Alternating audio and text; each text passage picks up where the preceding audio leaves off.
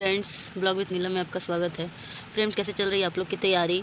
क्योंकि एग्ज़ाम में टाइम बिल्कुल भी नहीं है, अब 20 डेज़ टाइम बचा है। इसके बाद बीपीएससी का भी है, सीडीपीओ का भी है, तो तैयारी तो अच्छी खासी होनी चाहिए। आज मैं आप लोग के लिए कौटिल्य जीएस टीचिंग कोर्स से मतलब क्लासेस से नोट्स लाई हूँ। हिस्ट्री के मेरे पास सभी सब्जेक्ट के नोट्स हैं, हिस्ट्री के, ज्योग्राफी के, पॉलिटी के, साइंस के और भी मैथ, ये सभी नोट्स हैं।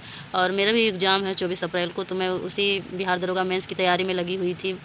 तो मैं ये नोट्स पढ़ी, मुझे पढ़ के बहुत अच्छा लगा, मेरा रिवीजन भी अच्छा हुआ। तो मुझे लगा कि चलिए आज आप लोग के साथ भी ये नोट्स शेयर किया जाए और फिर से रिवीजन किया जाए। तो आइए, जो सबसे इम्पोर्टेंट जो आज हम टॉपिक लाए हैं, आधुनिक भारत के इतिहास से भारत में यूरोपीय कंपनी का आगमन का टॉपिक है। जो इस टॉपिक से लगभग सभी एग्ज़ाम में क्वेश्चन ज़रूर आते हैं। तो चलिए रिवीजन करते हैं, और रिवीजन करने के बाद आप लोग को ये वीडियो कैसा लगा और ये नोट्स कैसे लगे हैं। प्रदीप सर के नोट्स बहुत अच्छे हैं, खासकर बिहार दरोगा के लिए बहुत ही अच्छे हैं। तो अगर आप लोग को और भी इस तरह के नोट्स का रिवीजन चाहिए, फास्ट रिवीजन, तो प्लीज़ मेरे वीडियो को देखिएगा, शेयर कीजिएगा और सब्सक्राइब कीजिएगा कि आगे और भी मैं वीडियो लोड करूँ और रिवीजन भी कर पाऊँ, आप लोग के साथ मेरी भी रिवीजन हो जाए। तो चलिए आज पढ़ते हैं पुर्तगालियों कंपनी का, यूरोपीय कंपनी का आगमन। सबसे पहले भारत में यूरोपीय कंपनी में से सबसे पहला आया था पुर्तगाली ईस्ट इंडिया कंपनी। ठीक है, पहले पुर्तगाली ईस्ट इंडिया कंपनी आया था। तो भारत में आने वाला पहला पुर्तगाली यात्री कौन था? Vasco D gamma. कब आया था? तो 17 मई 1498 ईस्वी को भारत के समुद्री मालाबार समुद्री तट पर स्थित कालीकट बंदरगाह केरल के तट पर आया था। ठीक है, उस समय वहाँ के शासक कौन थे? उस समय वहाँ के शासक जमोरीन थे।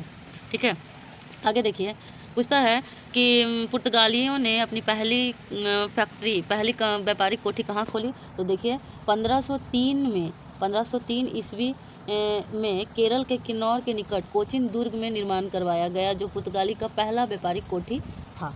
ठीक है, ये क्वेश्चन याद रखिएगा कि पुर्तगालियों का पहला व्यापारिक कोठी कहाँ है? तो कोचिन के किन्नौर के निकट कोचिन दुर्ग में। ठीक है, कब खुला गया? तो 1503 में। आगे बढ़िए, 1505 ईस्वी में भारत का पहला पुर्तगाली गवर्नर अल्फ्रांसो डी अल्मोडा को बनाया गया। ठीक है, 1505 में भारत का पहला पुर्तगाली गवर्नर अल्फांसो डी अल्मोडा को बनाया गया।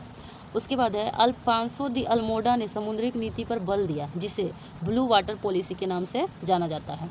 आगे देखिए, 1509 ईस्वी में दूसरा पुर्तगाली गवर्नर जो था वो अल्बुकर्क को बनाया गया। ठीक है, पहला किसे बनाया गया? पहला बनाया गया अल्फांसो दी अल्मोडा को, और दूसरा पुर्तगाली गवर्नर कौन है? अल्बुकर्क।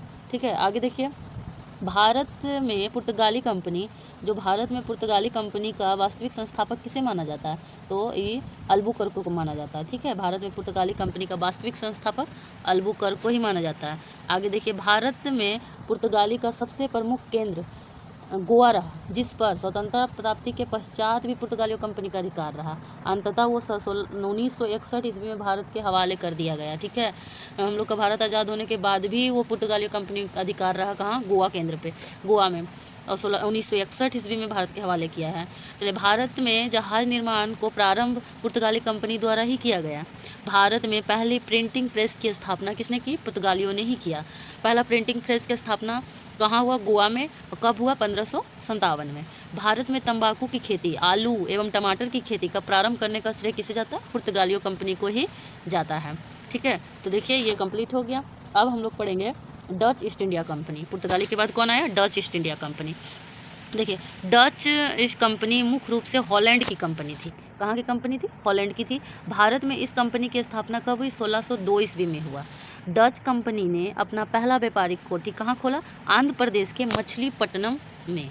ये एकदम इम्पोर्टेंट है, याद करके रखिए कि डच कंपनी ने अपना पहला पहला व्यापारिक कोठी 1605 में मछलीपट्टनम आंध्र प्रदेश में स्थापित किया। अब जो पुर्तगाली थे उन्होंने अपना पहला फैक्ट्री 1503 ईस्वी केरल में स्थापित किया। ठीक है, आगे देखिए, 1759 ईस्वी में बेदरा का युद्ध में अंग्रेजी ईस्ट इंडिया कंपनी ने डच कंपनी को पराजित कर दिया, और डच कंपनी के सभी व्यापारिक कोठी अंग्रेजी कंपनी के अधिकार में हो गया। कब? 1559 में। कौन सा युद्ध हुआ? बेदरा का युद्ध कब हुआ? 1759 ईस्वी में बेदरा का युद्ध हुआ। किसके किसके बीच? अंग्रेजी ईस्ट इंडिया कंपनी और डच कंपनी को। पराजित कौन हुआ? डच। और उसके बाद डच की सारी कंपनी अंग्रेजों ने कंपनी के अधिकार में चला गया। ठीक है, अब आता है Danish east India company. Danish east India company, ये कंपनी डेनमार्क की कंपनी थी, जिसकी स्थापना 1616 ईस्वी में किया गया।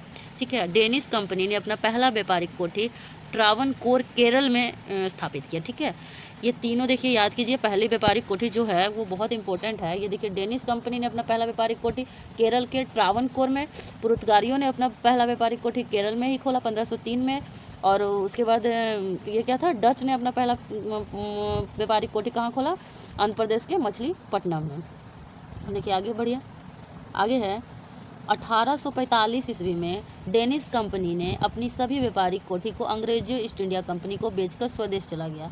डेनिश ईस्ट इंडिया कंपनी और अंग्रेजी ईस्ट इंडिया कंपनी के बीच कोई भी युद्ध नहीं हुआ। उन्होंने अपने स्वयं खुद 1845 में अपनी व्यापारिक कोठी अंग्रेजी ईस्ट इंडिया कंपनी को हाथों में बेच कर चला गया। ठीक है, उसके बाद आता है फ्रांसीसी ईस्ट इंडिया कंपनी। फ्रांसीसी ईस्ट इंडिया कंपनी, इसकी स्थापना फ्रांस के तत्कालीन शासक लुई 14वां एवं उनके वित्त मंत्री कोलवर्ट की सहायता से कब खोला गया, कब स्थापित किया गया, तो 1664 में। ठीक है, इस कंपनी ने अपना पहला व्यापारिक कोठी की स्थापना कब किया, 1668 में। ठीक है, कब किया, सॉरी थोड़ा सा इधर चला गया। देखिए, इस कंपनी ने अपना पहला व्यापारिक कोठी की स्थापना 1668 ईस्वी में सूरत में किया। कहाँ किया, सूरत में।